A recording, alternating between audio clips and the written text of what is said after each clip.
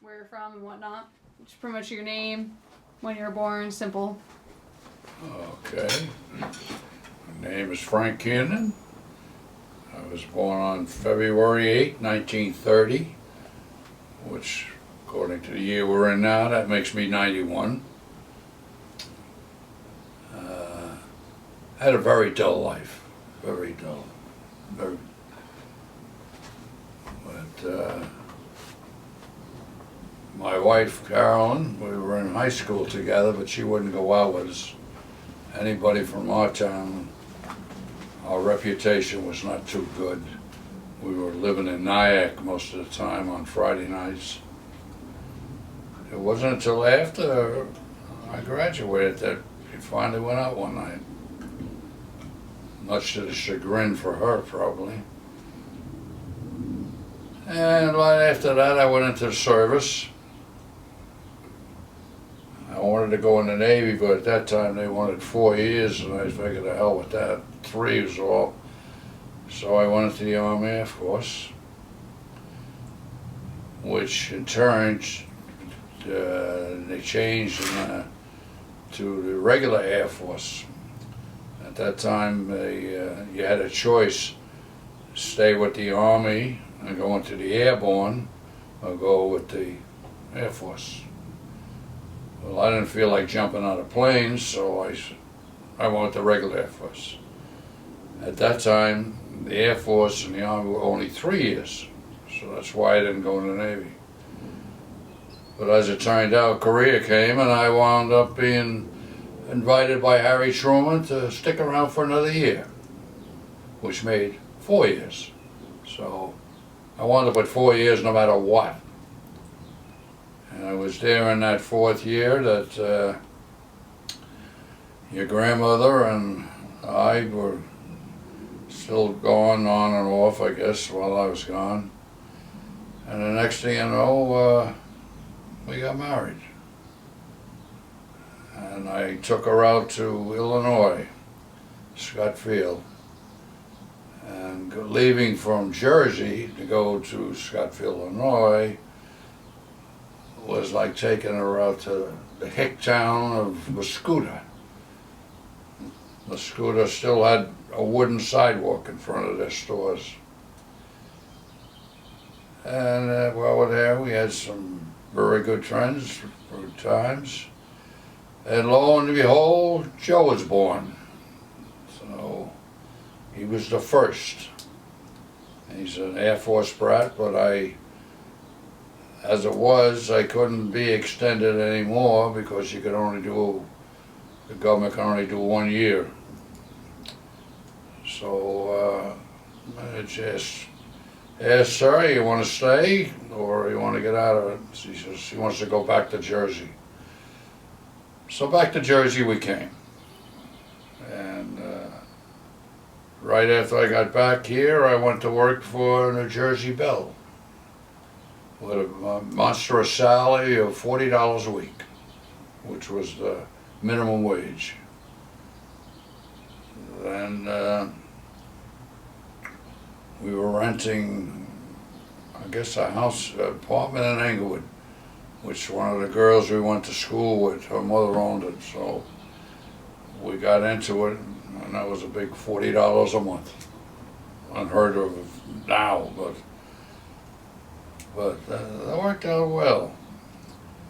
And then the next thing you know, I guess it was Rosemary came along. I thought I never would have girls, there was only boys in my family. And after Joe was born, I was sure he was going to be a boy no matter what, and he was. But then shortly after that, Michelle was born. And I always thought 3 was an ideal family.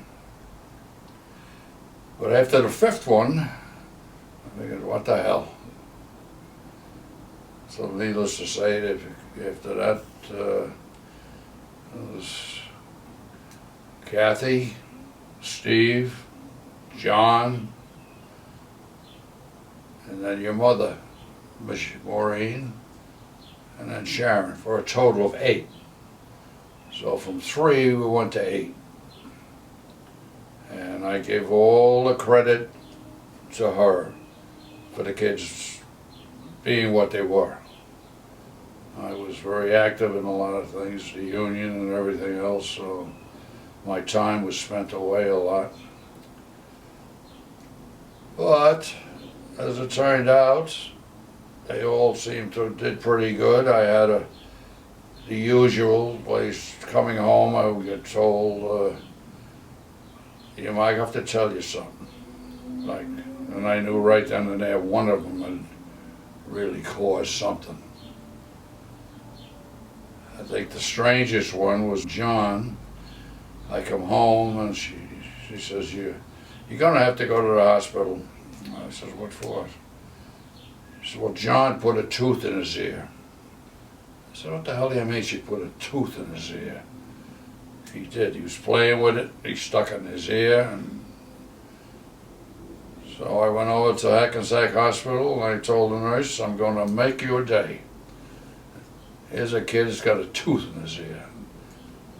And she laughed like hell. She couldn't believe it. And naturally, you have to have a specialist. Nobody could. I could have took the damn thing out with a pair of tweezers, but your grandmother wouldn't let me do it. So we went over, and the doctor, he got quite a charge out of it too. Well, anyhow, needless to say, we got the tooth out of his damn ear, and I went home. But my life with those little darlings always had something interesting. It wasn't one thing as be another, but we survived. They all went to school one at a time. They all went to Sacred Heart School here in Rochelle Park. But then we moved. I took a transfer to Florida and worked for Southern Bell. Built a house and I figured, okay, we're all set now. But as the days went on, next thing you know, I guess Steve. He was born in Florida. He was in the middle there somewhere. And I always said that it was the Florida sun scrambled his brains because he was certainly different from the rest of them. And still is. But after a couple of years, my lovely wife started restless again, and I asked her, well, you want to go back to Jersey? And she said yes. So now we pack up 5 kids. Well, she flew up and I drove up with a U-Haul and we wound up in an apartment in Hasbrook Heights. We couldn't have got a regular apartment. We got a railroad flat there. And we were there for a short time, as you know, I guess they got together somewhere, so your great-grandmother and them, they figured they would like to sell their house, and because there was nobody there. So I said, what the hell? We started out there, we might as well go back there, so we bought the house. Now we're back in Rochelle Park. The kids are growing up. Most of them are going to Sacred Heart. And we were there for quite a while. And Rosemary at that time had bought a little house in Lodi. But for some reason we got involved with Englewood again. And I'm trying to think where the hell we went. I guess we were back in Englewood for a while. And then we had sold the house to Rosemary. By this time the kids are well grown. They're all going to high school. And I guess Joe, the oldest, he graduated from high school and he went to Manhattan College. And he came back and taught in Paramus Catholic for a while. But Steve and John and Maureen Sharon, they were in there. But Rosemary and Michelle went to St. Cecilia's in Englewood. And Joe was over there. He went back temporarily to teach, but he thought the better of it to get the hell out of there with two brothers there. And there was, I think, a little too much pressure thinking about them, so he got out. Then Joe got married. It was the beginning of the weddings then. Joe got married and had a daughter, Jen, I guess, right? Jennifer. And then after that, Rosemary decides she's going to get married. And okay, let's get rid of two of them. And then the next one was Michelle. And he got married. And my daughter Kathy, which, 1 out of 8's not bad when you figure you're doing pretty good when you get, but you got to have one that really rocks the boat.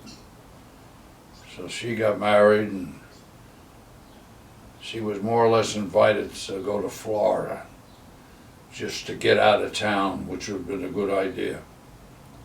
And she did. And for a while I didn't get to see her too much, but her mother was always in contact, talking and everything, so I figured, well, that's good enough, let her talk to her. Then she eventually had gotten divorced just before she went to Florida. And she went down and met George, and they got married again. And I remember when her kids she had 2, and they were getting them, because they were starting to giving her a run for her money. And I always remember she talked to my wife and said, "You probably wish this on me." And she politely said, "I would never do that, Kathy.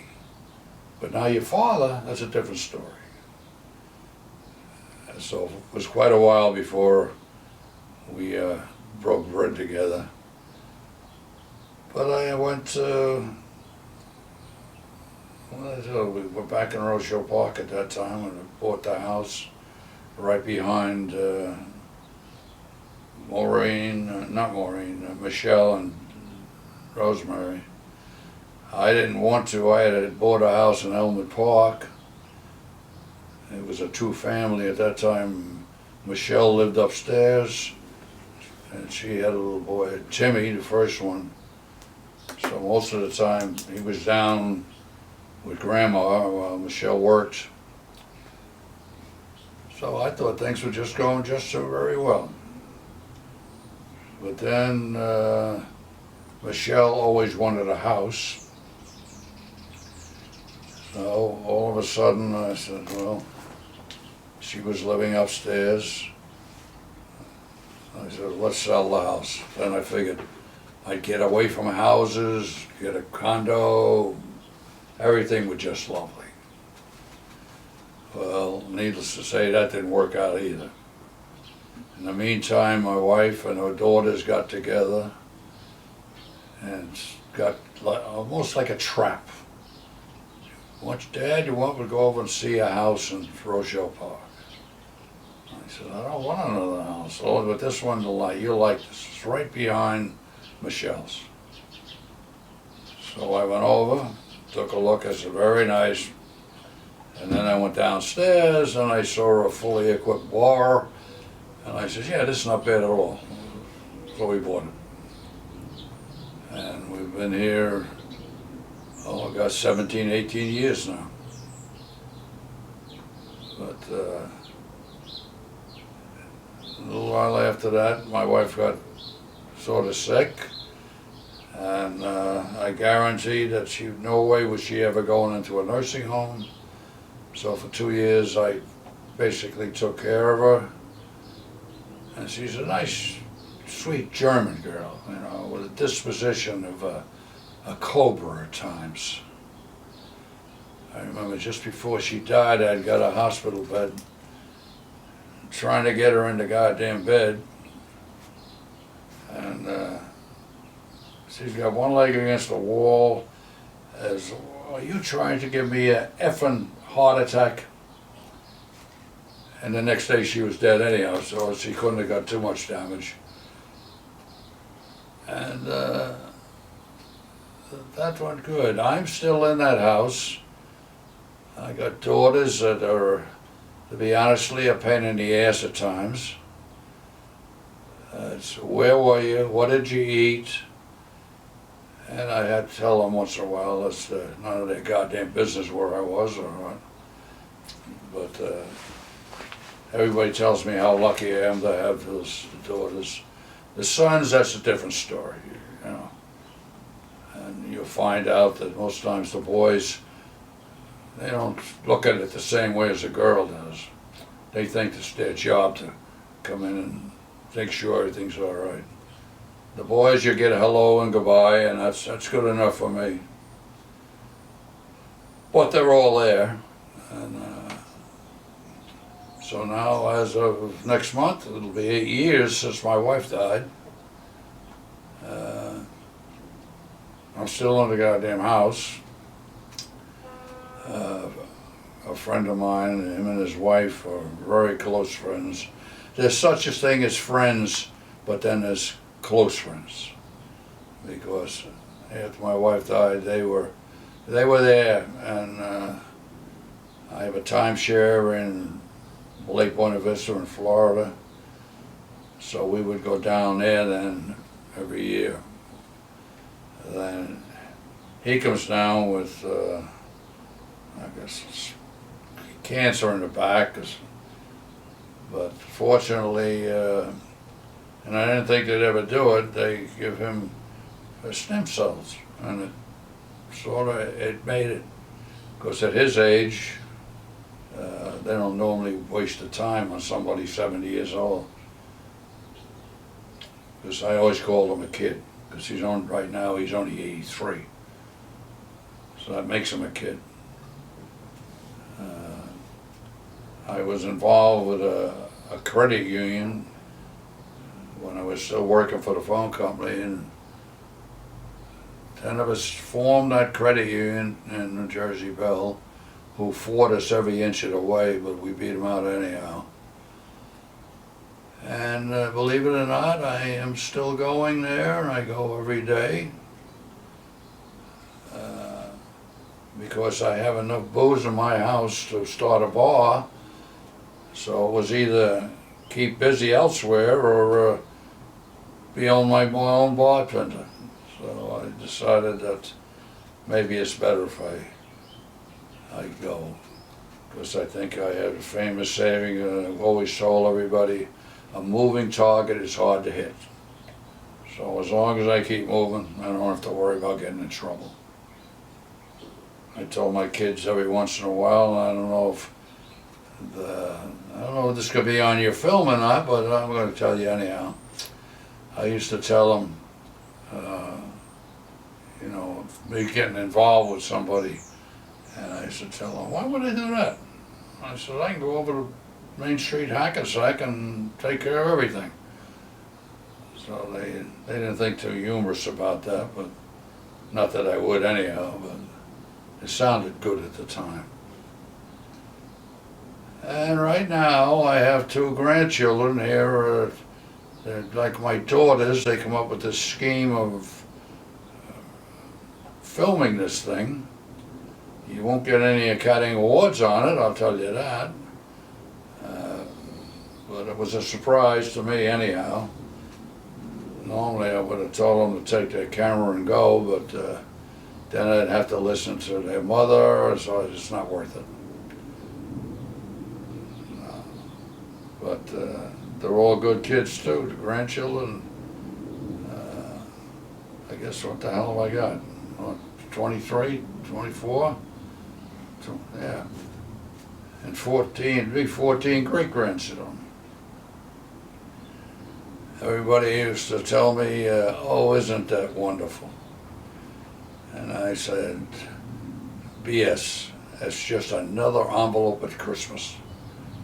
So if they keep going, it's going to be broke. But I don't know whatever else you're looking for on this great film. I appreciate you taking it. I don't want to see this thing on television or on the web or any place. If I do, I don't know anything about the goddamn web anyhow, so. I've got a little snap-up little camera for portable. Everybody laughs when I take it out. They all got these iPads and whatever the hell they are. But I consider myself a computer illiterate, and I intend to stay that way. And I don't need any fancy phones with all the buttons on it. I don't know what else you want to know about me. There's a few things I could say, but I don't think you could put it on your film. So we'll let that go with that. Nah, we'll ask you a couple more questions. I think that was a good summary. We'll stop, make sure everything's right. But I think that was a great little summary. We're going to ask you some questions. Anything you want to say, we want to hear. And then we cut it out, but like we said. We're really just filming for fun. This really isn't. This isn't going anywhere. This is probably going to sit. And, I wouldn't trust you people in a million years. They're not going anywhere. Alright, record this. I'm going to go grab another beer. Dan's going to ask you want anything, Grandpa? No, that beer's probably not cold yet. Put it in the freezer. I think it'll still work. I used to put ice cubes in Isn't that the Europeans do that? Beautiful. He's a it. professional. Very good. He's a professional. Well, I wish I got the audio working properly, but it sounds fine already. It's the only thing I'm never really that good at is how's the focus. That's good. Focus is good. Alright, keep asking. Do you want anything, Dana? You want water? No, I'm good. Very laid back. That was a great summary. Now we're going to ask you, Dana has a bunch of questions she wants to ask you. We have a couple questions just about like the world you've seen it and how it changed on things like that. Cable, politics, news, Truman. Truman. Harry was my friend. Well, I'll tell you one thing. Thought just went away from me, but things today. There's two things that I, in all my life, have never got involved in. That was discussions on religion or politics. Any arguments, discussions. I always felt you don't know enough about either one of them, so why talk about them? That's, is that thing still recording? Mm-hmm. But, I mean, I've seen a lot. When I went in service, World War II was over, actually. And then came Korea. But that was another way our life, you always thought there'd never be another one, but there always seems to be. And then as years went by, you wound up with Vietnam, Desert Storm. Seems that everybody's a pain in the ass. They can't get along with each other. But that's been like that since World War I. So you're not really, the changes you see,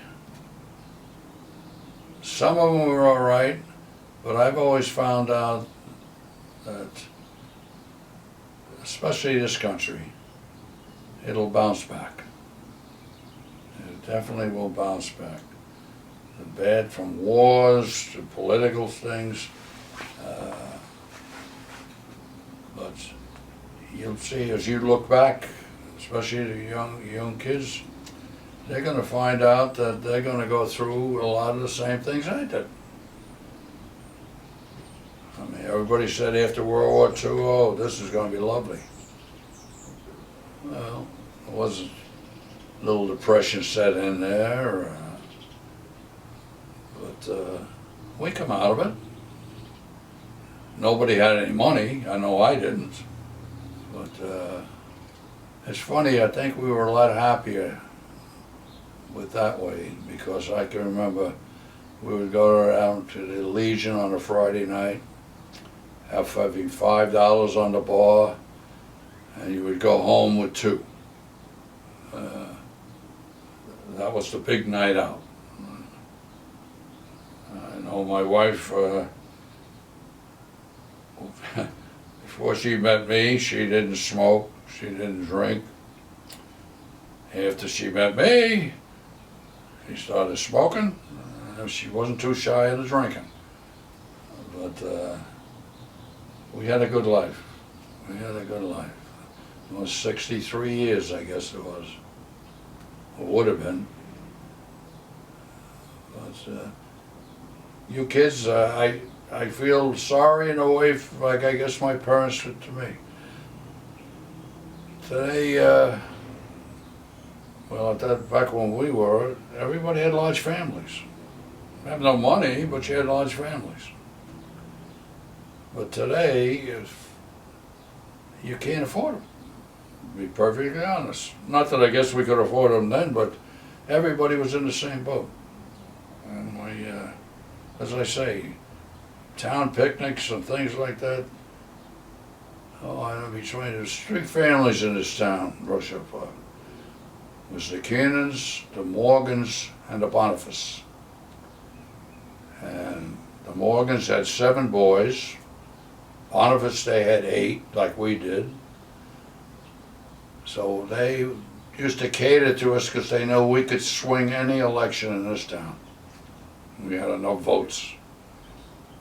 So we went to the Republican picnics, the Democratic picnics, the town picnics, and they used to love us when we showed up.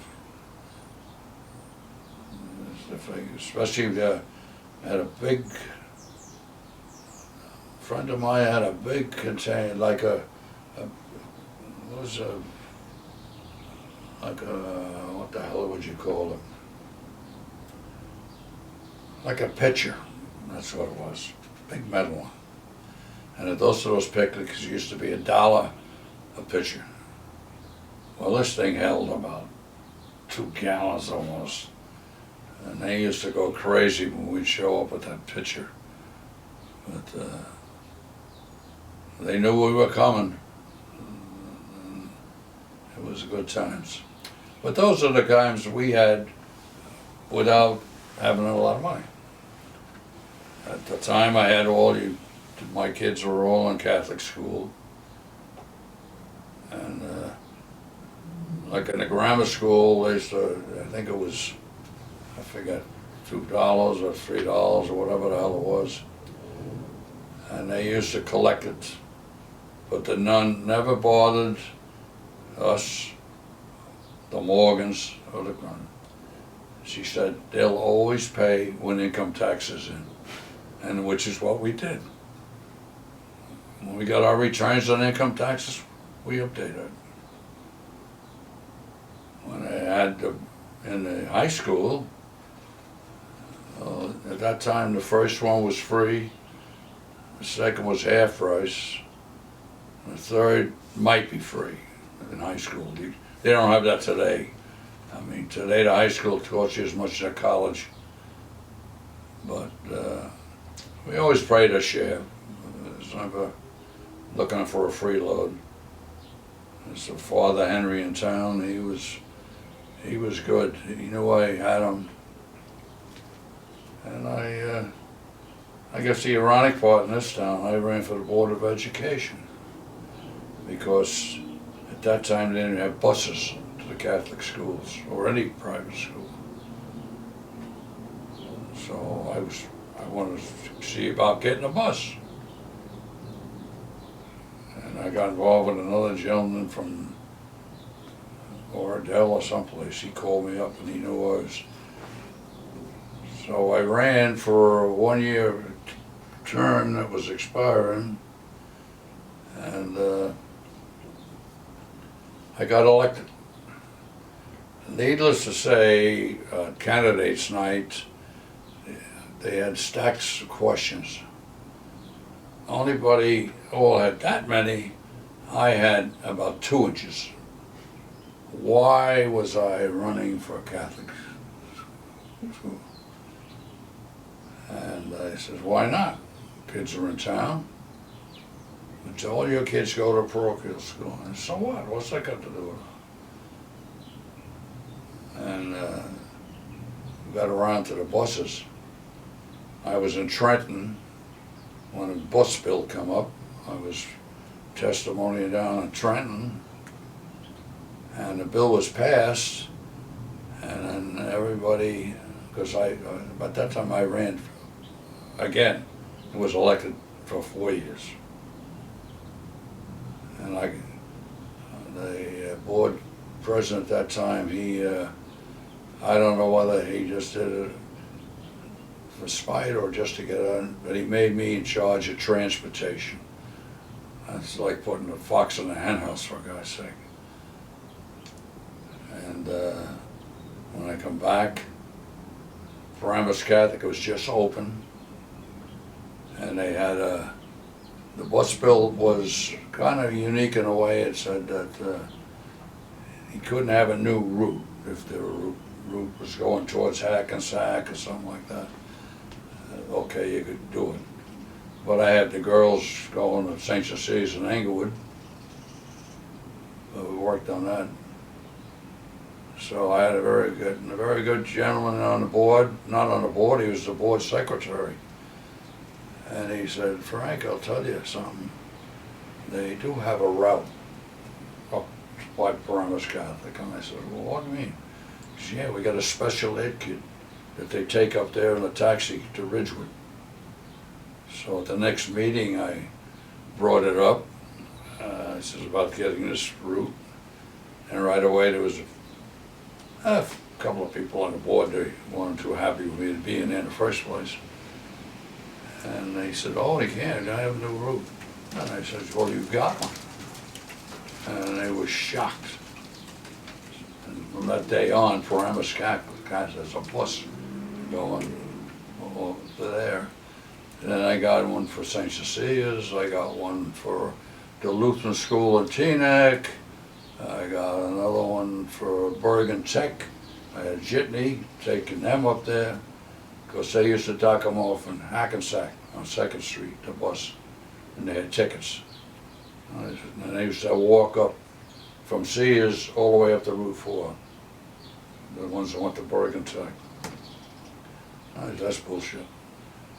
So I got them a Jitney. There's only 12 of them, I think. So they had buses. And then I was pegged with the Ralph Cramden in Roosevelt Park. So, but the school board was interesting. I enjoyed that. And even some of the ones that weren't so very fond of me became very good friends while I was on there. Because they acknowledged, hey, you did something. Maybe they don't agree with me, but I said I worked. And I didn't do shit, to be honest with you.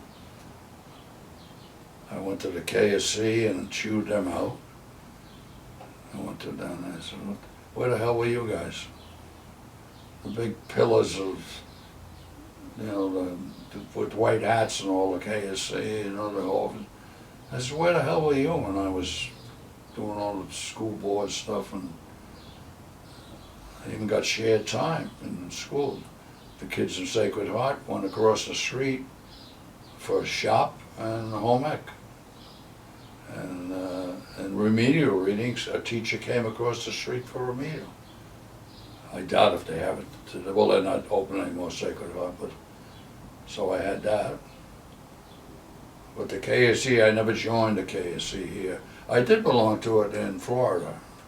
If you don't, what is the KAC? Knights of Columbus. Okay. But in Florida, I belonged to one. That was pretty good. Yeah, I had an experience with Florida was pretty good though. I made a lot of friends. I had the one guy from South Carolina, I never could understand him. Like, for Christ's sake, I could understand Georgia guys, but that guy, anybody from South Carolina, I defy you to understand what the hell they're talking about. Like accent-wise, or just Accent-wise, accent. Hey. Worse than Jersey? Oh, we talk English compared to what they're talking. Jesus. Why did you guys keep on coming back to Jersey? Because your grandmother wanted to come back to Jersey. You know the saying, a happy wife is a happy marriage. But I didn't mind. I always thought that most of the people in Florida were hiding from somebody, because 8 o'clock at night, everything stopped. I mean, nobody did anything. We're up here, you know, you're just getting started. So we came back, started all over again. 5 kids, you haul it. It was a wonderful life. Your grandmother was pretty good, boy, I'll tell you. She, I don't know, but I know all of her children really adored her for some reason. Me, they took in a grain of salt. But she really did a good job. And I always give her all the credit. I don't take any. She did it. You can ask, was it John one time? He went upstairs and he locked the bedroom door. He did something. She would open the door. He wasn't going to open it. She went down, I got a hammer, come up, and locked the goddamn door, handle right off the door. That was a big shock to John. But that was your grandmother. She was a great woman. I always tell her, you deserve somebody better than me, I'll tell you. But, I don't know, you can go on and on about things, but that's life. You're growing up in it, you're going through it now, you're going through all the politics, Trump included and all that, people that hate him, people that think he's a saint. Personally, I couldn't stand the guy, but I'm an independent voter. I vote for the person. Although I have to say, I only voted for one Republican in my life. and that was the mayor of this town. It's a guy in a wheelchair. His son went to St. Joe's and they had the plays every year. And we were up there watching him, and related to the Connors, Joe Connors. And I talked to him who he was, and I says, in fact, I told him up there, I says, look, I'm going to do something I never thought I would do. I says, but I'm going to vote for you because I understand you're a good, real good guy. And I did. And I voted again for him. Compared to the rest of them, you know, they're all full of bullshit. But he's a straight lace. That's the only time we've ever voted a Republican come thing. Now Carolyn, what she did one time, she voted in a primary. There's a guy, Mucci, on the next block. He was going to run for the town. So she decides she's going to vote for him for the primary. So she did. Well, when you vote in a primary, you declare your party. That's it, pal. You're registered as a Republican. So everybody used to come here, they'd come to see her. You know? I still get mail for, they think I'm with her. Jesus Christ, I have nothing to do with you. But she never knew what to do after that. I said, what should you get for voting in the primary? What the hell do you want? But she did for Mucci. He lost anyhow, so it didn't make any difference. This was a good town to raise kids in. It was a good town. At that time, they'd leave in the morning. Maybe you'd see them at lunch, maybe you wouldn't, but they were always home. Today, I see them, the mothers, fathers, walking the kids to school. It's only, what, right down the block, 3 blocks? That's the way things have changed with kids, that they're fearful something will happen to their kids. We never had to worry about that. Not only that, but everybody knew them. So if they were doing anything wrong, you heard about it from somebody else. But that's the sad part. That's what I miss more in this town, where kids used to just walk out, go by themselves, And now their mothers are walking them to school, and I'm not talking first graders, I'm talking 3 and 4-year-old, fourth graders. What a shame, because they, with the pedophile stuff and all that, but that's your generation. You got to worry about that one. I didn't have to worry about that one. And I think that'll end. It's you. I loved your story once you were talking about picking up grandma from the hospital, and like whenever she'd have a kid, like back when you had kids, you would just pick her up and you'd have like a new kid in the back, like it was. Yeah, I mean, she in the front seat, got the baby. We had no car seats or nothing then. Used to smoke in the hospital. Oh, their grandmother be puffing away, the doctors, the nurses, everybody smoked. They had one, let's see how many, five of them I guess were born in Englewood, maybe more. And we were showing up about every couple of years, you know. And there was a nurse there, Miss Schmidt. And you may remember it was Miss Schmidt. And every time we'd show up, she'd go, "Why don't you leave that girl alone? Jesus Christ." I said, "What are you blaming me for?" She said, "Why not? She's here." I said, "Well, she took part in it. What do you want with me?" And then somebody one day called her Mrs. Schmidt. She reamed his ass out. "It's Miss Schmidt." But, yeah, we had a Dr. Ridley. He delivered, let's see, who? I guess Michelle, Kathy, Steve. No, Steve was born in Florida. So John, and your mother, and Sharon. Dr. Fioretti, he delivered Rosemary. She's the only one born in Hackensack. But poor Gloria, all she wanted was a little girl. You know, all she got was 7 sons. She had a lot of grief on her hand. One son just died here, and the other son is going to die shortly too. But I've been fortunate. I don't know. We're really blessed because everybody is still here. I'm here, and I don't want to be here. I'm fed up with this crap anyhow. I can't believe I'm still here. People come in to credit union, and they say that for my years, "Is he still alive?" Yeah, he won't give up. I says, "I'll give up, but they won't take me." Your name's in the book.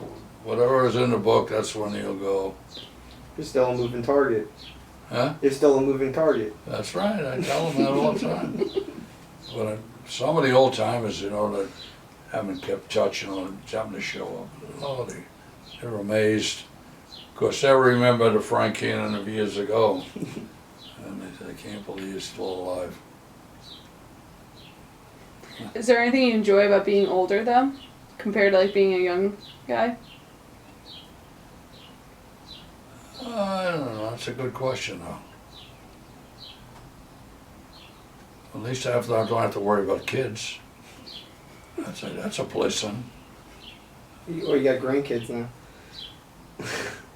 Hey, my story to all my kids, your mother and I built the foundation. What you do with the house is your business. And that's the way I say. You just do the foundation, the house, that's yours. Good or bad, I don't want to hear about that. That's your problem. Is the house in good shape, you think? Overall, yeah. Yeah, it is. Even Kathy is doing pretty good. She's not too good down there, but she's doing much better. I mean, I'm sure she's still drinking a little, but she went the whole route.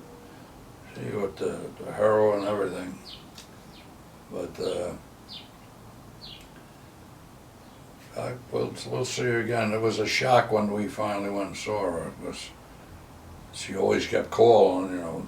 Well, Michelle and them, they all kept talking to her, but I wouldn't have nothing to do with her. But now I do. Hey, you can't forever. But she was the only one. Not saying that John and Steve were saints, by all means. A lot of stuff I got secondhand, you know. That's when they were growing marijuana on the side of the garage. You know, I guess the neighbor, he says, I think they're growing something. I says, when I looked, I said, that sure as hell ain't tomato plants. You're not gonna Uber. I don't see you as an Uber guy. You have 2 daughters living in your backyard. My mom's an Uber. I mean, with all the kids, you know, you can always get a ride. It isn't that. It's like I'm sitting here now. Suppose I wanted to go and Yeah, sometimes do we set something. it in. Do a third clip and do the clap. I'm gonna go talk to Mom. You know, if I wanted to do just the independence you give up. Yeah. But it's the right thing, because I fell a couple of times, and that one down in ShopRite, I don't know what the hell that was. But they gave me, one of the doctors there gave me seizure pills. You know, what the hell's that for, you know? But then the more I thought about it, is that, That's Tyler. who was that? That's Tyler. Tyler. Tara? Tyler. Oh, Tyler. Jesus, what, did he fly out the front door? I guess so. So I said, I don't care what I do to myself, but I wouldn't want to think that I ever did something that hurt somebody. So my license is good until 22 or something. So if I want to drive, I can drive. My favorite thing that you used to say every time you get your license renewed, you're always like, and this would be my last one, or like your last lease. You're always like, this is my last time going to the DMV. I'm gonna renew it if I'm still here. 2 years. But, well, we're renting a car down in Florida, but your mother does the driving there. And then Harry, he don't like to be a passenger, so he drives. So I really don't have to drive, but I get used to it. I just feel. Do you have keys to the car? Yeah. Sorry, Grandpa. You're good. There you go. But Did Grandma ever drive? huh? Did Grandma ever drive? Oh yeah. I feel like I never remember her driving. Yeah, she didn't. Towards the end, she wasn't driving. She never could park the goddamn thing in the lines or something. I think that did it. Because we always tell her, where the hell did you park that thing? She gave it up. She did the hell with it. Oh no, she drove. She always drove. Well, she had transporting kids back and forth and everything. But no, she drove. Which, yeah. Any advice for people? I mean, clearly you guys were married for like 60 or so years. Like, how do you think it went so smoothly? I feel like nowadays, everyone you see is getting divorced. That's mostly what gets me is today, I used to say I was jealous of that. They're living together. And then all of a sudden they get married, and about a month later they're divorced. Now they say they've lived together for 5 years. They get married. It seems to be a curse. As soon as they get married, next thing you know they get divorced. I never could figure that one out. But I saw as kid your mother, your grandmother. Where was I when all that was going on? You know? Yeah, it didn't work that way then. Everybody got married. I have nothing. I don't criticize anybody. Like I say, whatever they do is fine with me. I say the house is the foundation. What you do with the house, But I would never criticize anybody that, you know, is living or whatever the hell they want to do. Why not? If they're happy and the way things are today, enjoy it while you can. Yeah.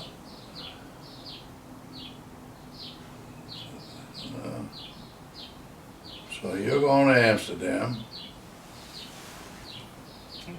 What time Monday you gotta go? 7:30 p.m. Oh, night? Yeah. That's right, so all those Easy. flights are usually at night, huh? Yeah, so you sleep on the plane. Easy. Huh? Yeah, Sleep but on I the mean, plane. even the flights themselves, they seem to be always night flights. Usually. I think most of them are. Yeah, because, well, the time difference. Mhm. So instead of arriving at night, you arrive during the day. Yeah, much easier.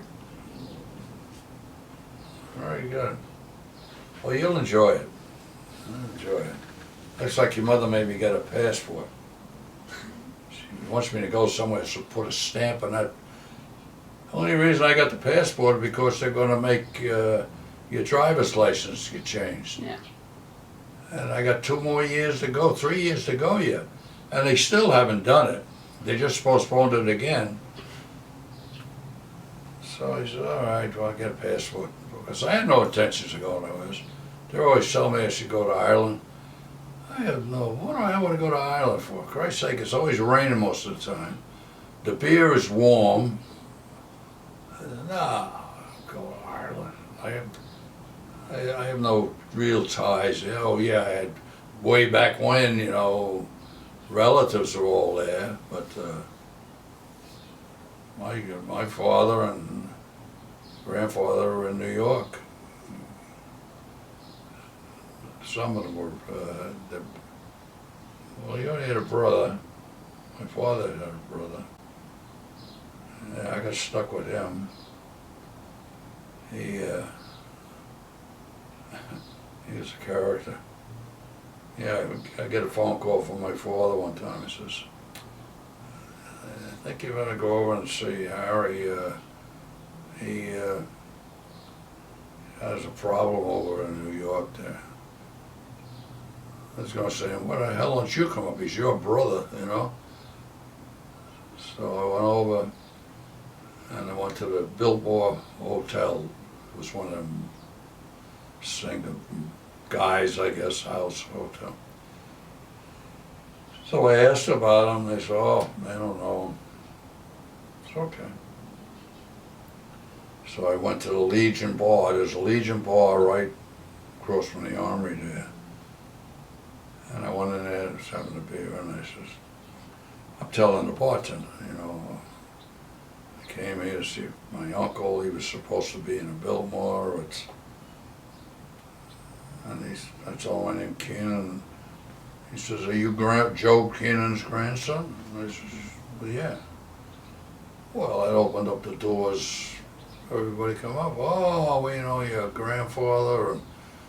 Because I think he died in the bar, because he always said he was going to die on a Saturday night or a Friday night, so nobody would lose a day's work. And he did. So, geez, after that, they went back to the Biltmore, and all of a sudden, oh yeah, they got all this stuff down in this room. That room was full of suitcases of people that were there and gone. So then they said he's in Bellevue Hospital. Oh, okay. So I went to Bellevue Hospital, and he's in the locked ward. Because it seems he, I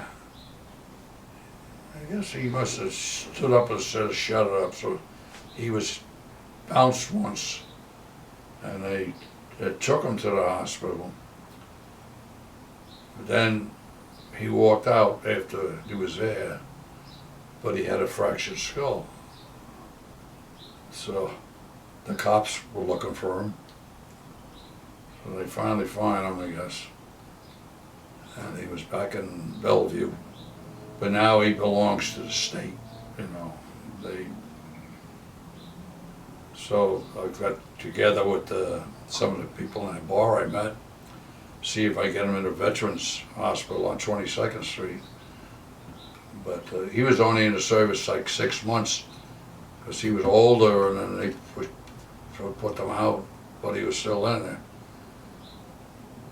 So they said, well, look, we got a choice. Well, we can get him in Rockland State Hospital or Central Islip.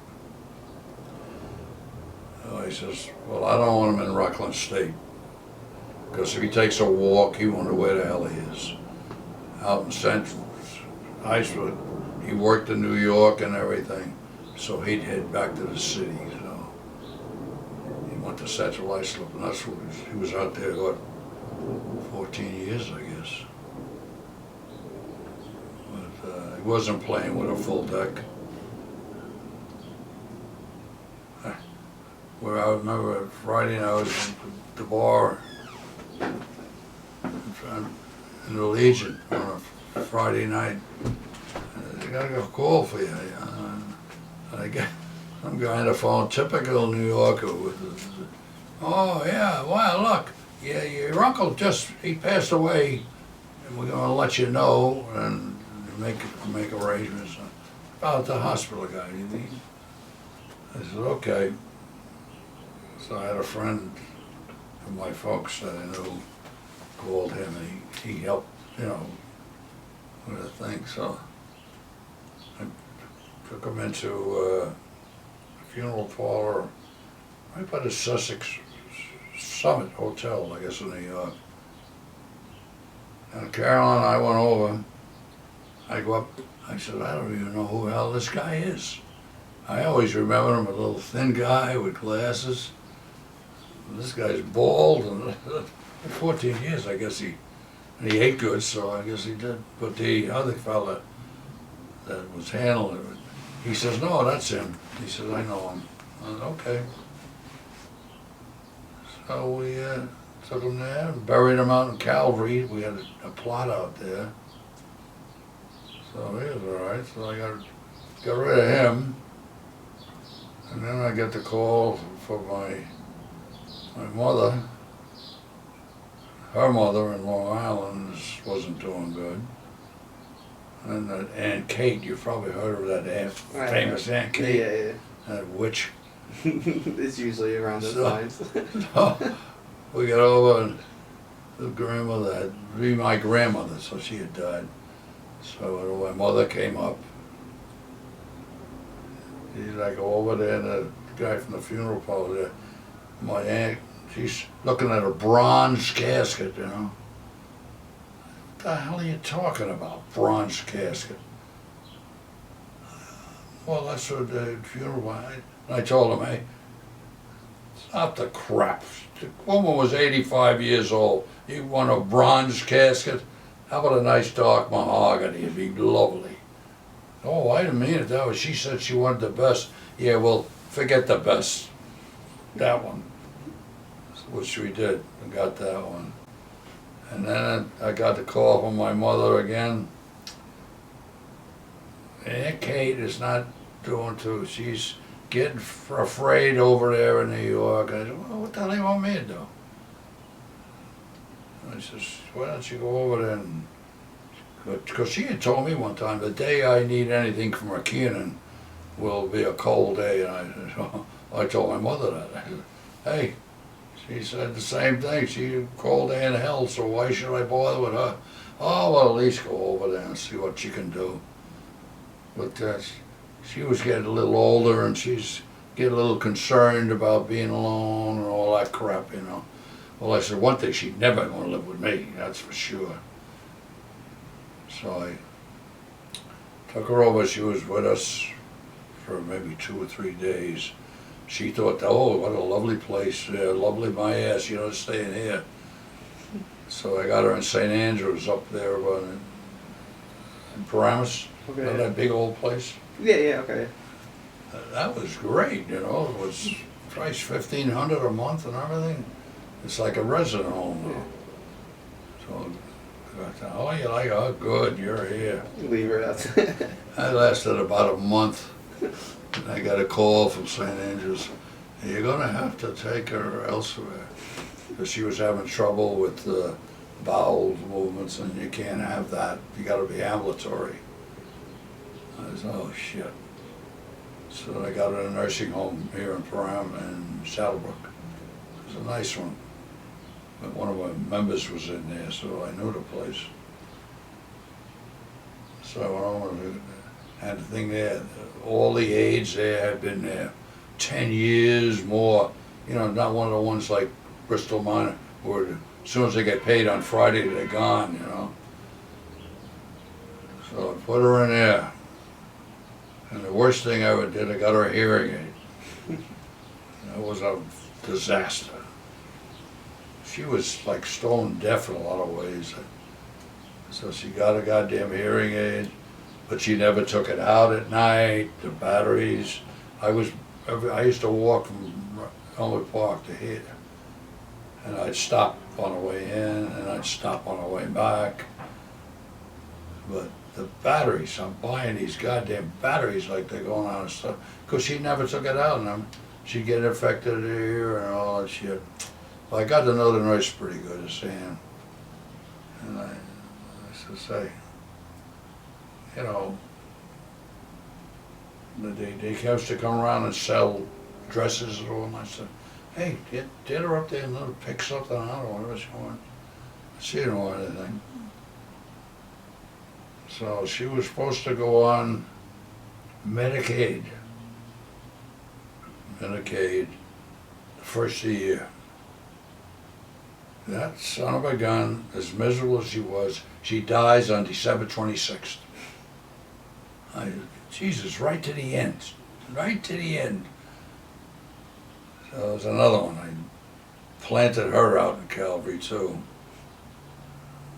And then that was that. That was the end of that one. And I told my mother, oh yeah, we took care of everything. She's right by Grandma, everybody's happy. I said, I'm happy because she's gone. I don't know about you, but I am. I said, I don't need all these phone calls. They're sitting in Florida, hot, dumb, and happy, and they're calling me up here to take care of those two. But that worked out good. Do you want to ask about Vince? Oh, yeah. So I found out recently, I think I knew this, but I guess someone reminded me. Vince Lombardi was your teacher? Yeah. Holy shit. I had him for chemistry. And Science teacher. Okay. he taught physics, chemistry, and Latin. Oh, I told him, you know, the guy that got that, I went to PT over here. And we got talking about it, Lombardi. Oh, yeah. So that son of a bitch, he taped one of the conversation. What did I tell about him? I told him about him, you know, how I says I couldn't play because I had a severe concussion, so I wasn't allowed. Plus I worked. I say, I can't go play football. But I told him all about Lombardi, you know, what kind of a guy he was. He intimidates you, you know, that's for sure. How do you intimidate you? Just presence? He didn't have to do anything. You know, just him. I used to be in a chemistry class, and you know those labs you got, well, there wasn't enough for all of us, so there was about 3 of us sat on the back, all the way in the back on chairs. And he had a great thing coming. Just before the bell, he'd start asking questions. And he'd start up the first guy. Because maybe he knew it, maybe he did. Next one didn't know it. Next one didn't know it. And you could see the veins in his neck getting, and all we're praying for is that goddamn bell to ring, you know. And it's coming down. Fortunately, the bell always rang just before he nailed the 3 of us in the back. But, oh Christ, yeah, you didn't want to know. What the hell did he do one time? Oh, he's showing an experiment. We all crowding around. He's screwing around with sodium and water.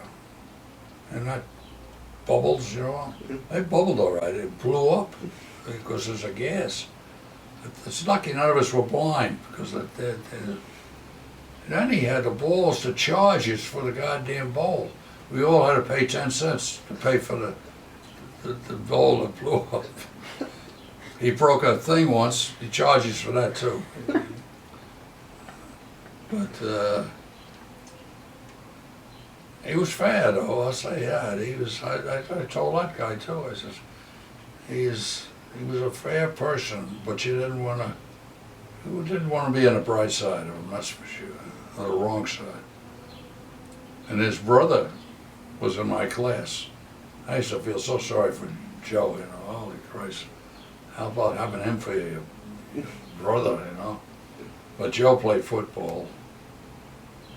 And yeah, I got out of chemistry. I was glad to finish that course. I don't know how I ever passed it. But yeah, Vince Lombardi. He used to go to Mass every day. And before every game, the whole team would go over to church and then go to the games. But he used to book games with Memorial of Union City. That's a big high school. It's bigger than Hackensack. Dickinson, St. Peter's Prep. I mean, here's little Rochelle Park with 250 students in the class, maybe. But he had championship teams. And Dwight Morrow and Englewood, Thanksgiving, that was the big game. St. Cecilia's and Englewood. Oh, Christ. You could have had the best season in all year, and if you were lost, like Saints, we always won for some reason. If you lost that to Englewood, you had to wait till next year to get over the shock. You used to have snake dance right down Palisade Avenue, but he was a hard taskmaster, I'll tell you that. But I was working. I was working since I was a junior, so I couldn't do it. But I wasn't supposed to do it anyhow.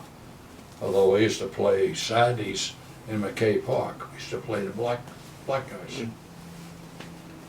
We had some good games over there. We had no helmet or nothing. Maybe two guys had a helmet. We played one game there, and they turned out a lot. You know, there's 6 or 7 white guys, you know. And we won, and some big dude saying, "Ah, game's not over yet. You got another 15 minutes," but the game was over. And a bigger dude steps out and says, "Hey, the game's over. They won, period." Oh, and he backed off.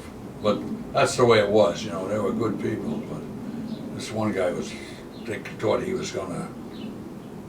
Harry Sanders. Yeah, every Saturday we used to play there. I don't want him to get killed. But,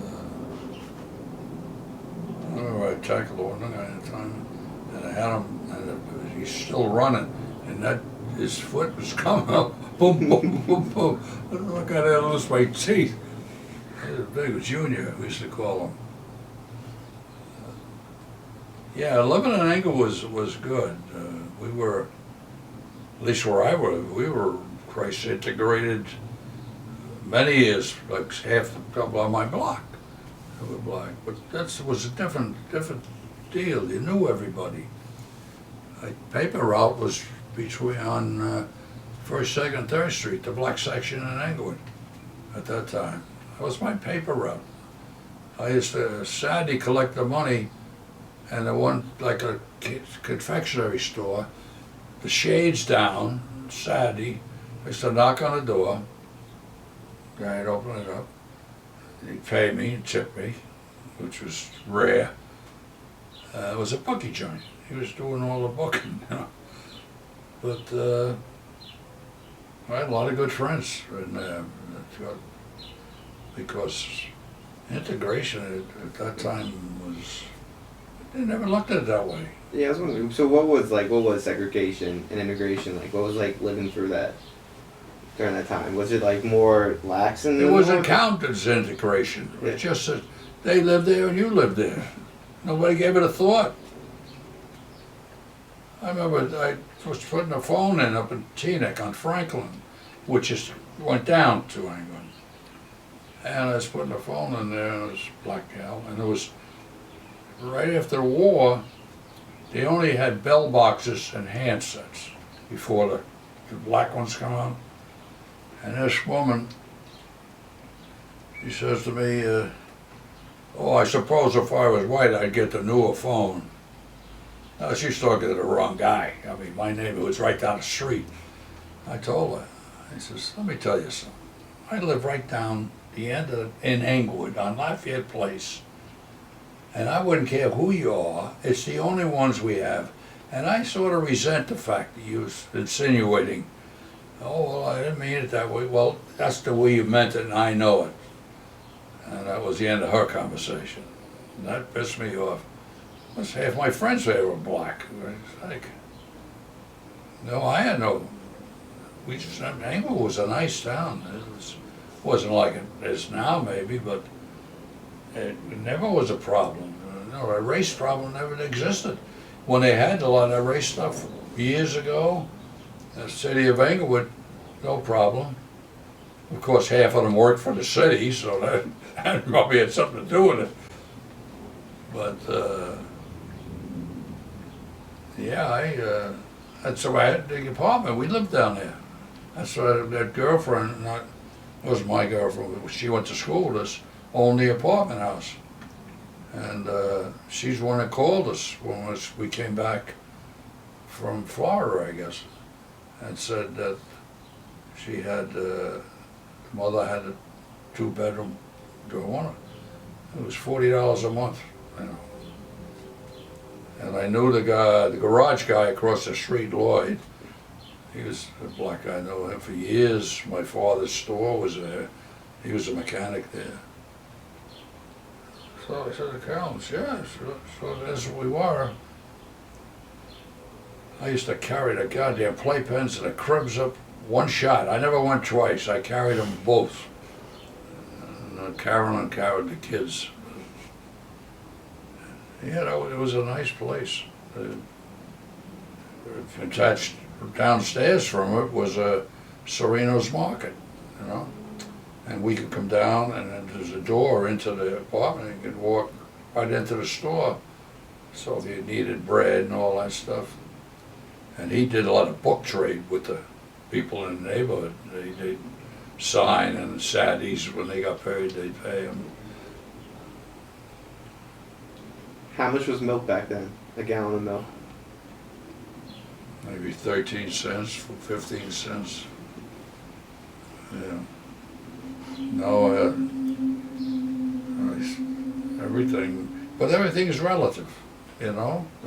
If you're only making $40 a week, 15 cents is a lot of money. But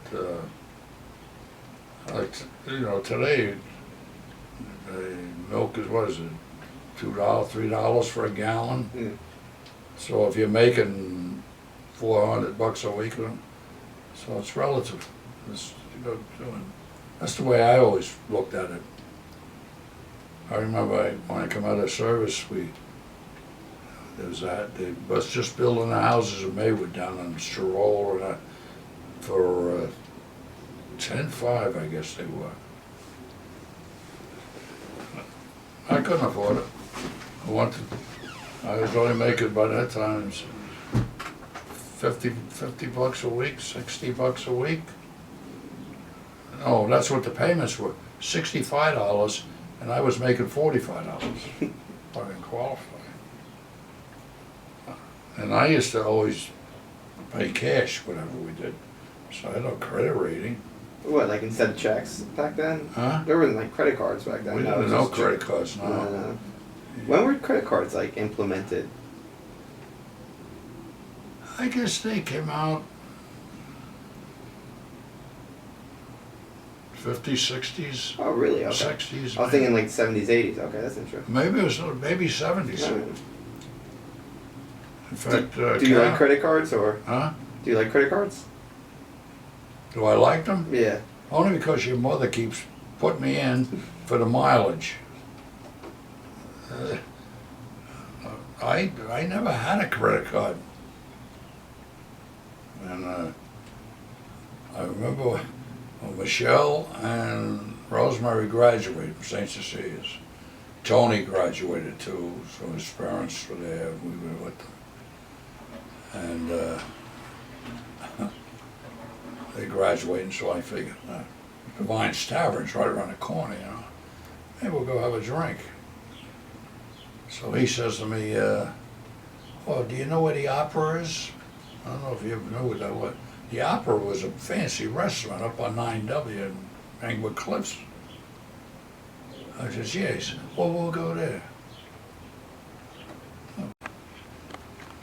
And he kept saying to me, oh no, we went to the bar on the way in. So we had a quick drink. And I explained, you know, I said, I'll take care of that. I took the whole $11, I think, right down in there. And I give that, no. So I was eating, in the end of the meal, I says, let me get that. I ain't got no money at all. And he, oh no. So twice I said it, and then the third time I was thinking, I'm off this. And they always said, what would you have done? And he said, yeah. I said, what do I gave the guy my driver's license, said I'll be back or something. I forgot my card. Next day I got a credit card. I never had a credit card. I've had plenty of them since. Your grandmother was a master at credit cards.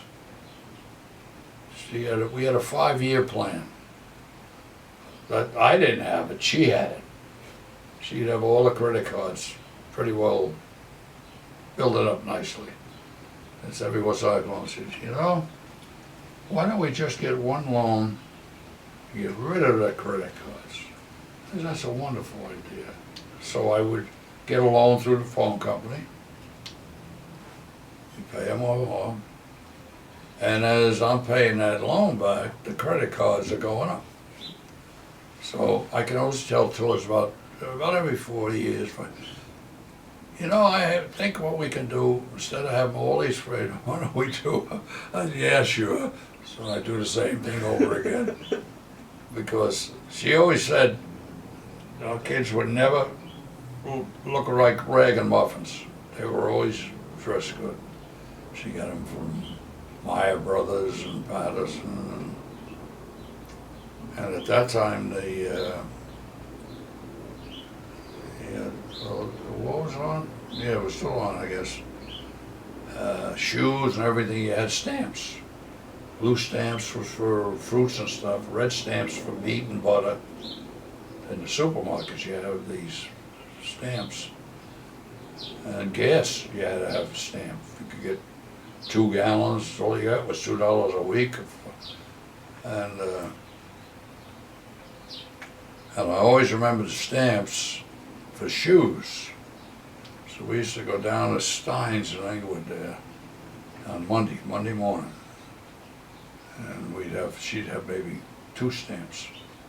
But we're getting 5 kids getting shoes. And we say, well, all we got is this. Now, real Jewish, their first sale on a Monday morning has got to be good for the rest of the week will be good. That is, no matter what, that sale's got to go. So we used to get the shoes without the 3 stamps. Just suck him in all the time. Well, she was sharp. But then I had a job in the A&P. And they bought a stocking shelves. I got a job to collect all the stamps from the registers and the meat counter. Oh, give me a box full of red stamps.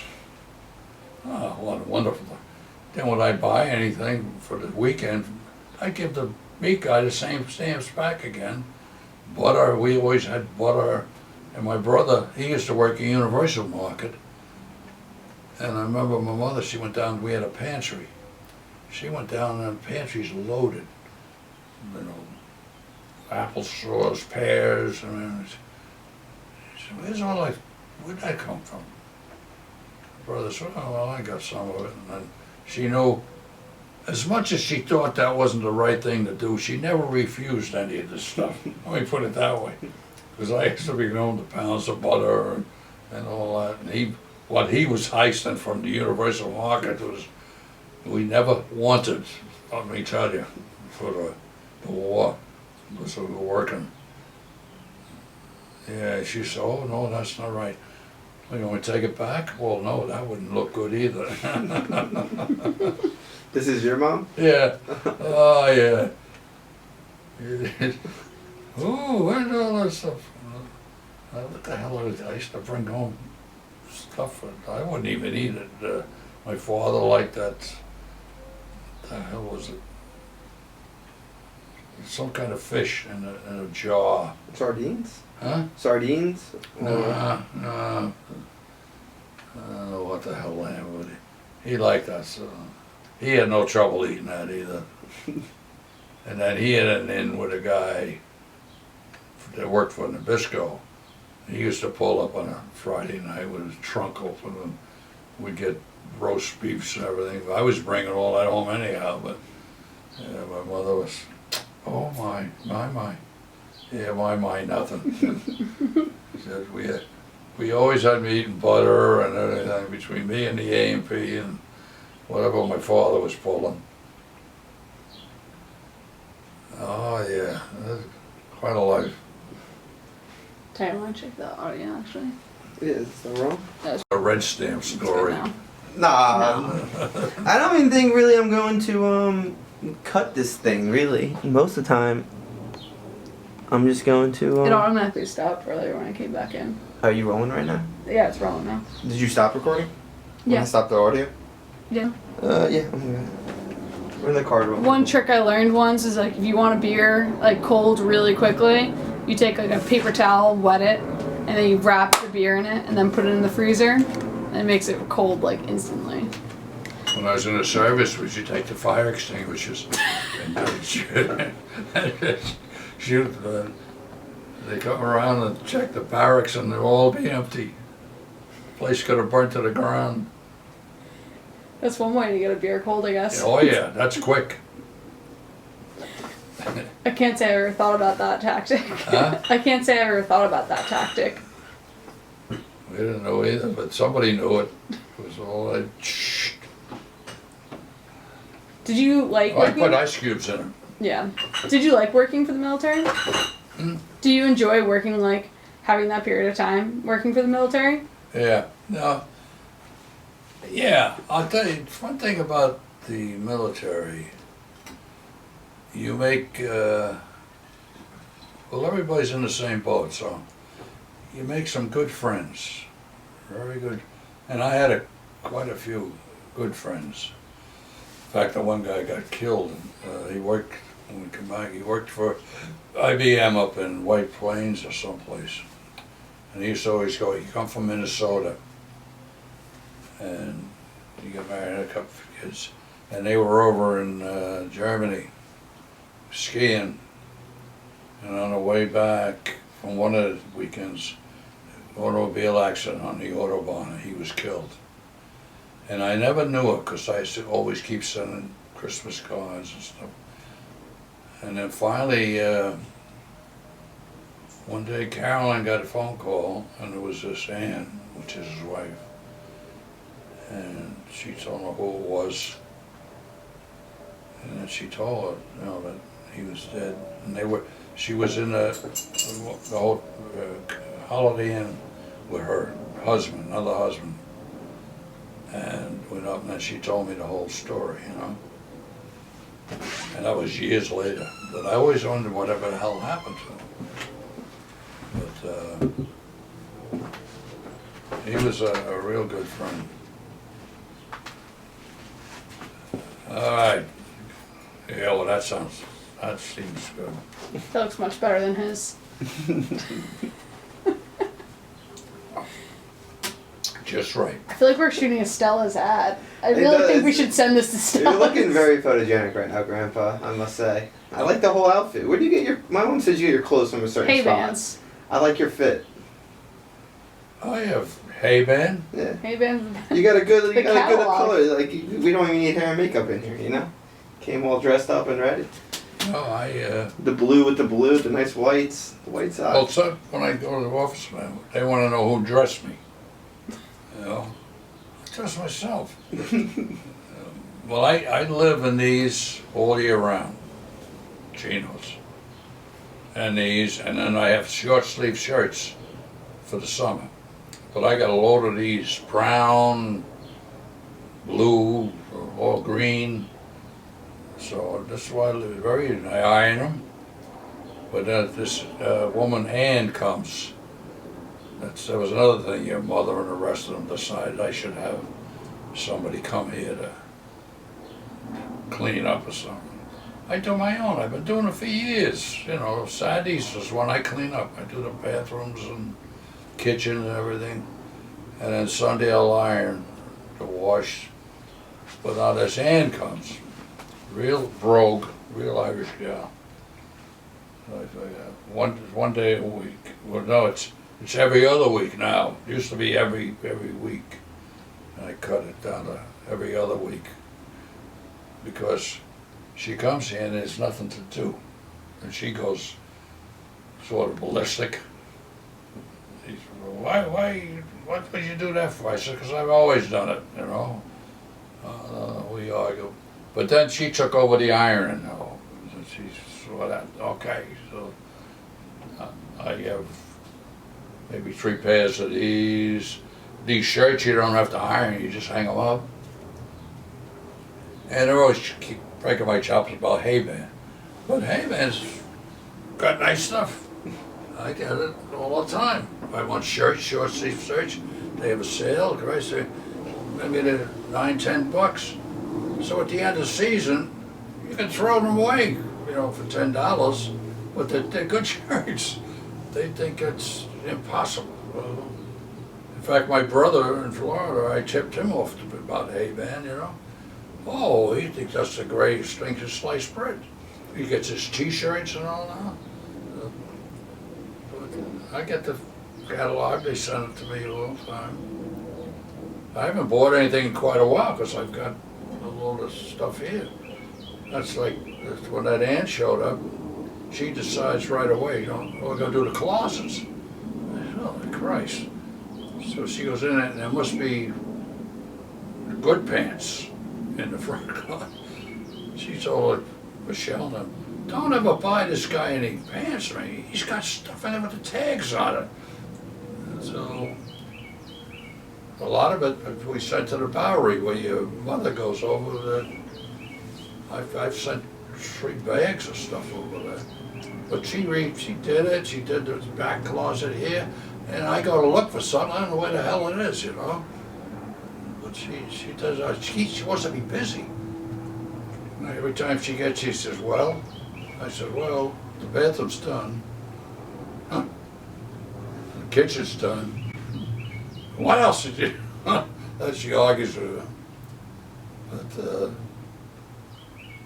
when you've been doing it for so many years, Carolyn was sick, I did everything. So.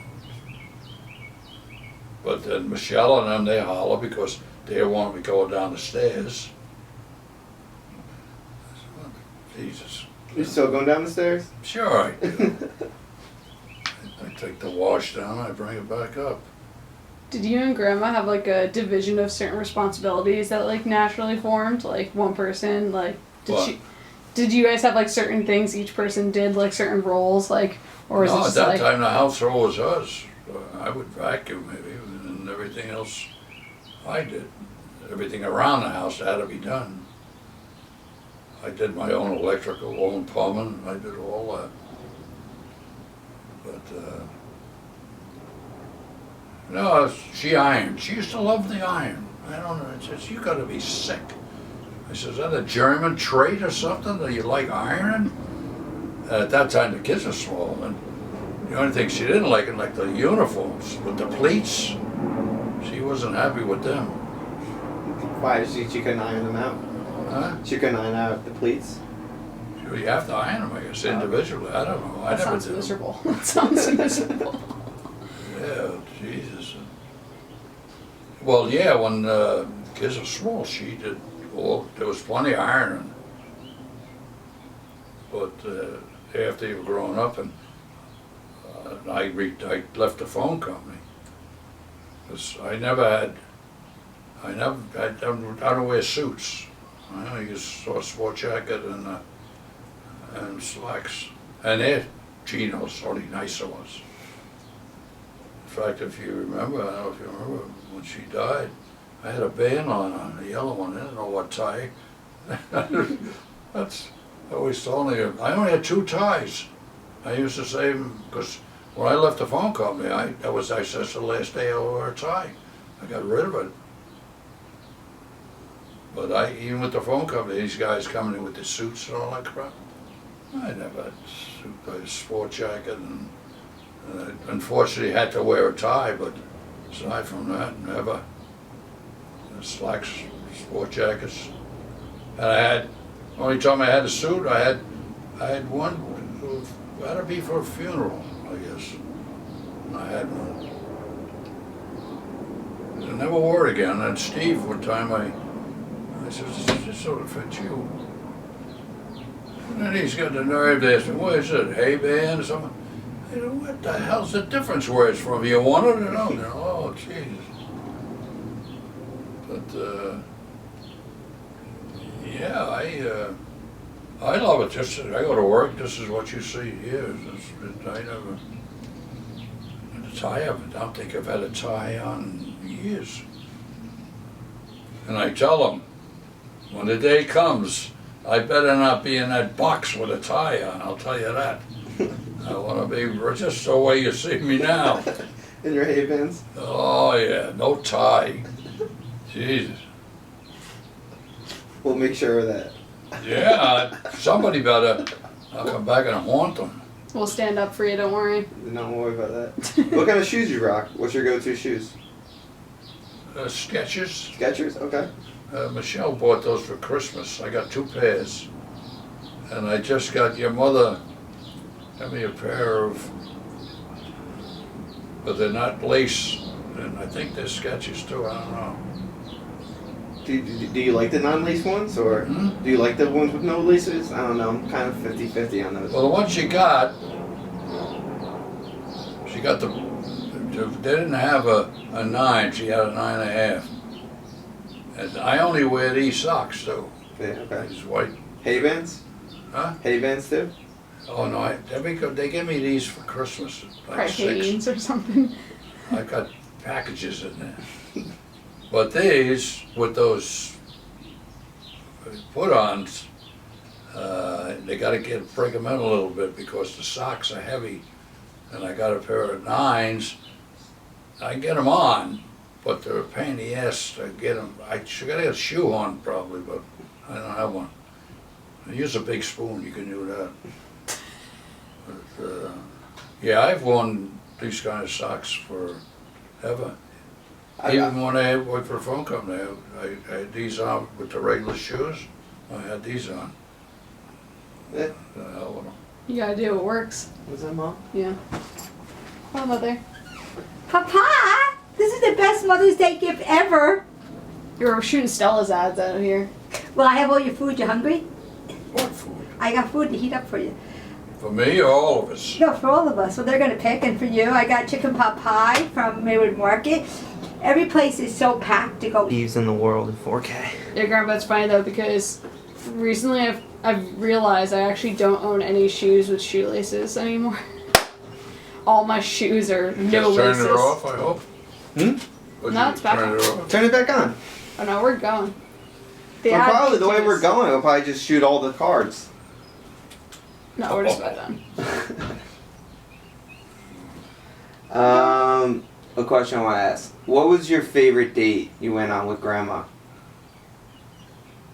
Was it like a special occasion you guys had and just get away from the kids later in your life? Oh, you're talking early? about later? Yeah, or even anything. earlier. Even like your first date. Or with like a her. ritual, like you went like every Friday night. We used to, when the kids were around, to John and Clara, her brother and them, Okay. we would go away for a weekend. Neither one of us could afford to go. We used to go to Mount Airy for $125. You were there, and that included the food back then, and that was good. She was a great archer, your mother, my grandmother. Really? I never knew Oh that. yeah, we were shooting arrows. She shot them, went over and right into the side of the building. That was the end of that. It's funny. But that was a funny thing. She let that thing right over the top. It was a log, like a log thing. And miniature golf, that's another one. She was different when playing that.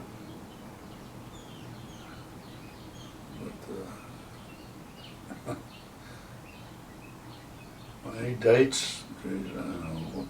Well, I went in service right out of high school.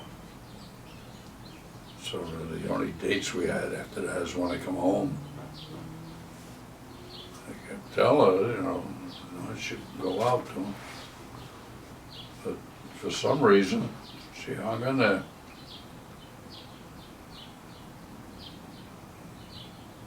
So you were a result of all that nonsense.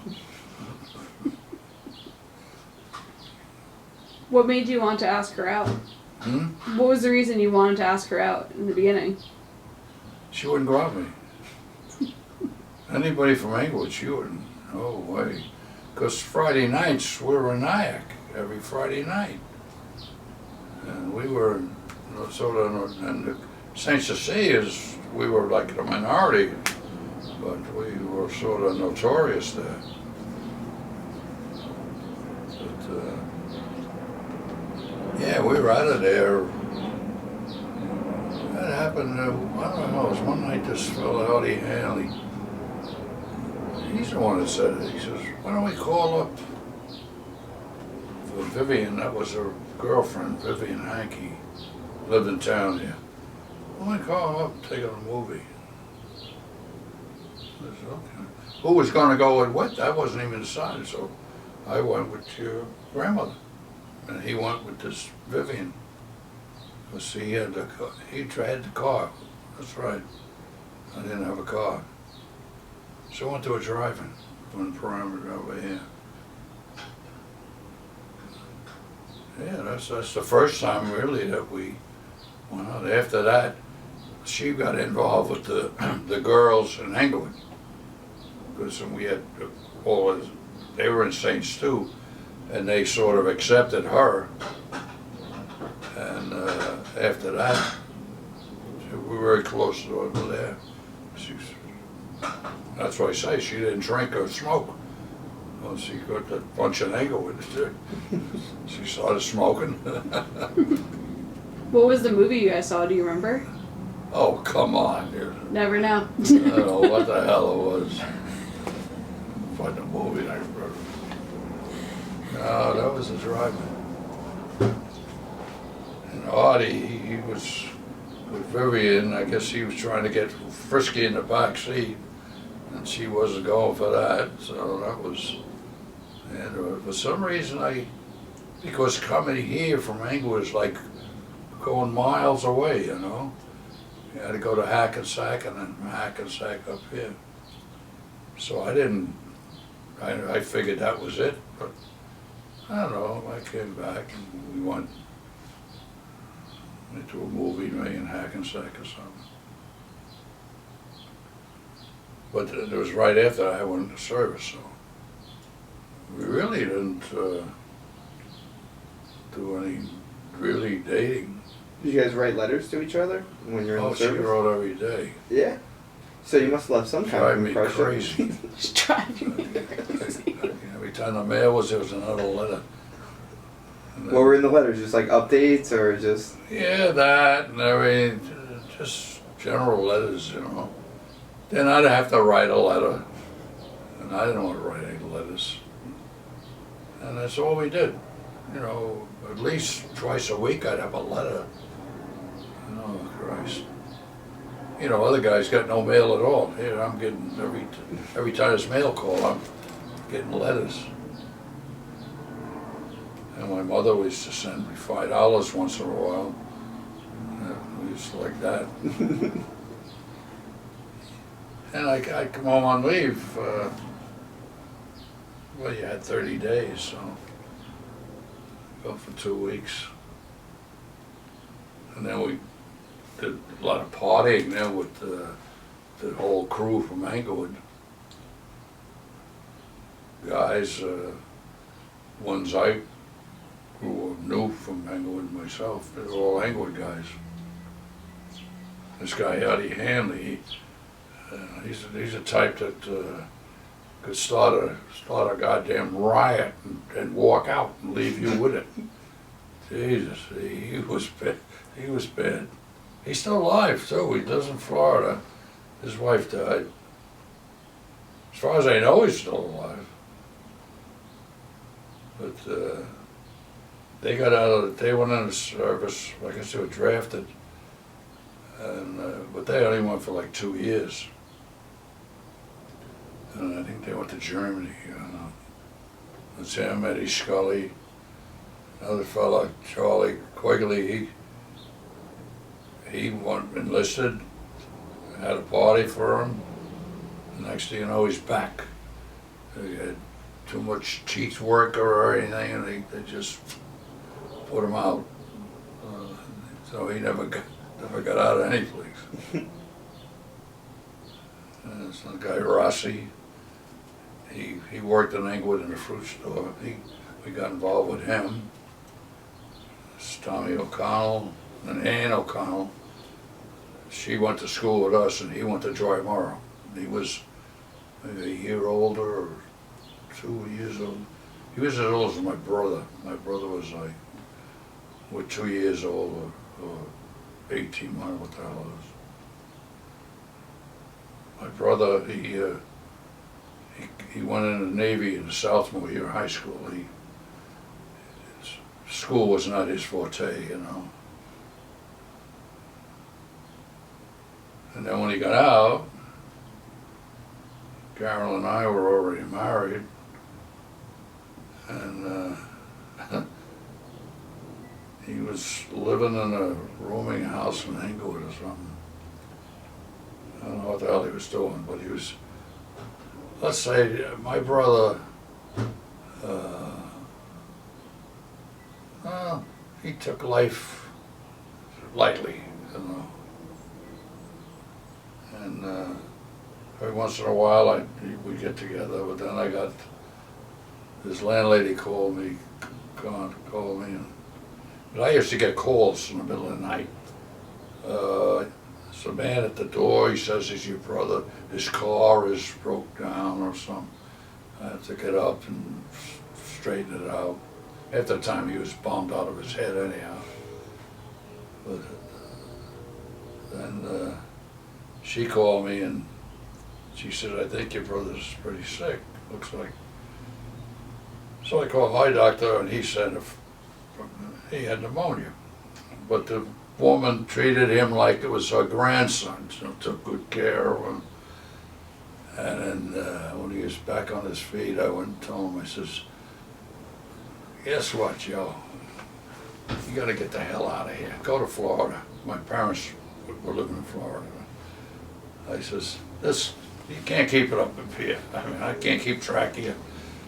Get in the goddamn car and go. So he did go. It was a great welcome he got down there too. My mother, he come to the door and she told us, if you think you're gonna do what you're doing up in Jersey, get back in the car and go.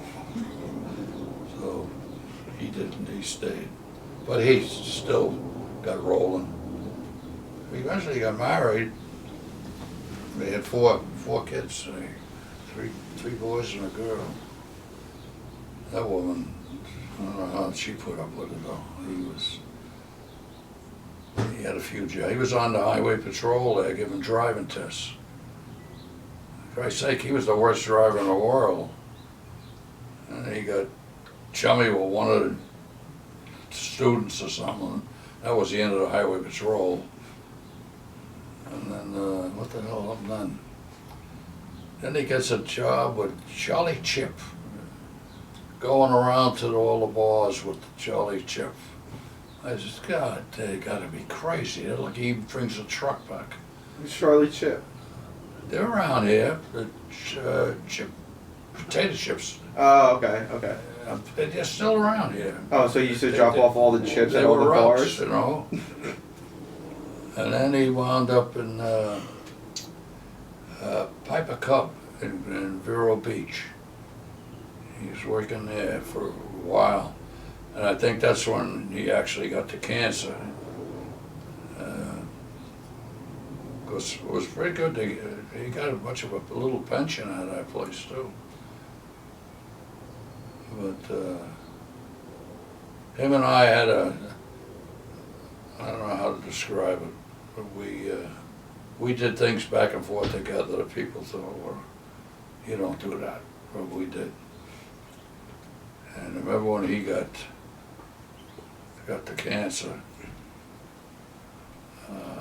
one time, well, towards the end anyhow. Well, I'd been down there when he had it, but he wasn't that bad, but he was terminal.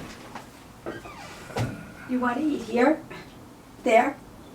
Are you ready We to? go in there if you All right, want so to. come in here. Oh, can I interrupt you? Yes, Yeah, yeah. we can- Do it a little bit closer to the face. This is fun. I've never done the clapping. Lower. Yeah. It's to sync everything up. I'm joining Tyler's career right now. No one really knows what I do. I used to do the clapping when I did film stuff. No, it's just to see. I always thought that was to put the lights out. Yeah, right? No, it helps to make your life easier connecting the sound to the videos. Then when you put them together, they both have a clap, and then that's where you start it. Yeah.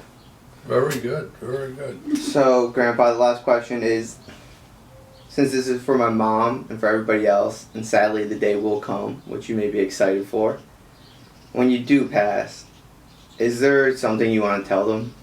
Like a lasting message or something along those lines, or... Well, I can't print what I want to tell them, so no, they're good kids. I'm glad everybody's doing all right. So their mother did a good job. That's the best I can say. I know they all think she was the greatest, and she was. So she'll be happy. She thinks I'm coming up there. She has no guarantee that I'm going up there. I'll be going someplace else. That's what I tell them all. What makes them so sure I'd go over there? But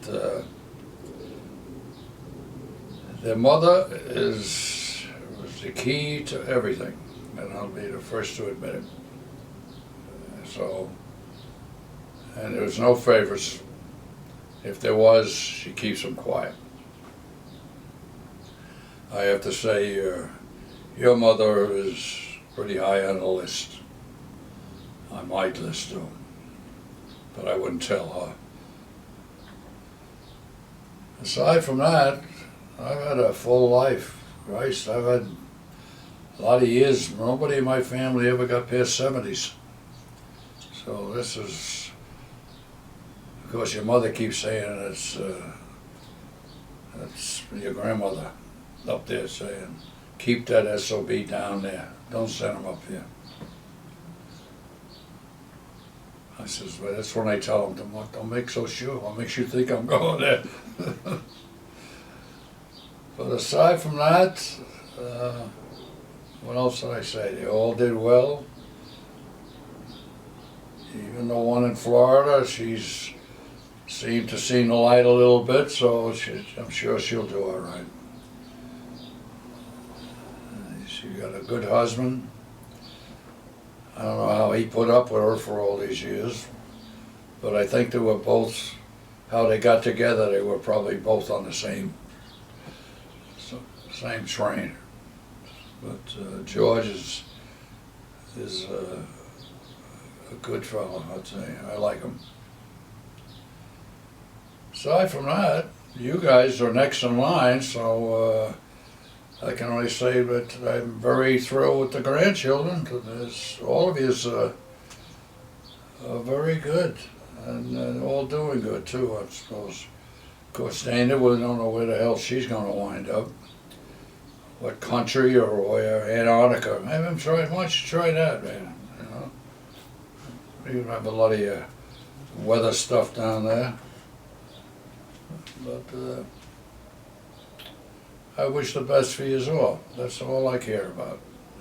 And if you ever need anything that I can help you with, don't hesitate to call. And I mean anything. And thank you for your picture show. I think you'll get a better charge out of when you look at it yourself. Well, thank you. Our Stella's ad is officially over. Yeah, right. Yeah. We'll profit off of this. I think so. I think there's some money in it. You can only get so much blood out of a rock. I think we got plenty, to be honest. Thank you. Seriously. Thank you. It's always fun chatting with you, but it's kind of fun actually like having it anyway. Yeah. It's always entertaining. Yeah, It's always well- nice. Why make this a normal occurrence? You never know. No, you just got your first and last shot. No, the trick is the secret attack, and we don't tell you. We just Yeah, show we up. just start recording things. I think we know you well things enough to know. happen. Watch some football. Some. Don't ask for permission. Ask for forgiveness. Yeah. That's what I live by. That's a good theme. That's what I live by. Well, it's nice of you to think of something like that. Totally unnecessary.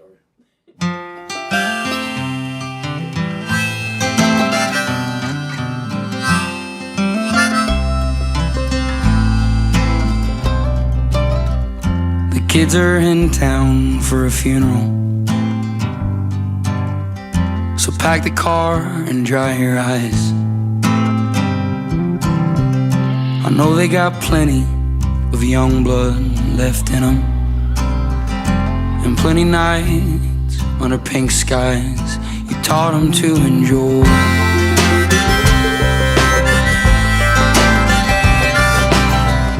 So clean the house, clear the drawers, mop the floors, and stand tall like no one's ever been here before or at all. And don't you mention all the inches that are scraped on the door frame. We all know you tiptoed up to 4-1 back in 08. If you could see him now, you'd be proud, but you'd think days yuppies. Your funeral was beautiful. I bet God heard you coming.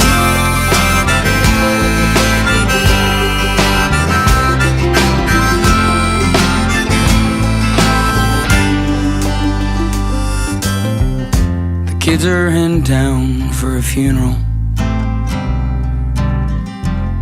and the grass all smells the same as the day you broke your arm swinging on that kid out on the river. You bailed him out, never said a thing about Jesus or the way he's living. If you could see him now, you'd be proud, but you'd think days yuppie. Your funeral was beautiful. I bet God heard you coming.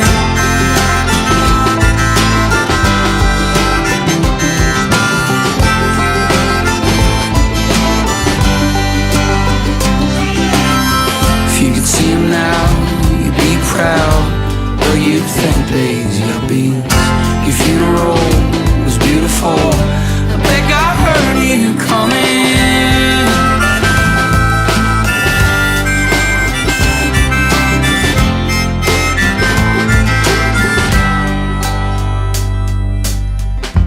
Kids are in town for a funeral, so pack the car and dry your eyes. I know they got plenty young blood left in them, and plenty nights under pink skies you taught them to enjoy.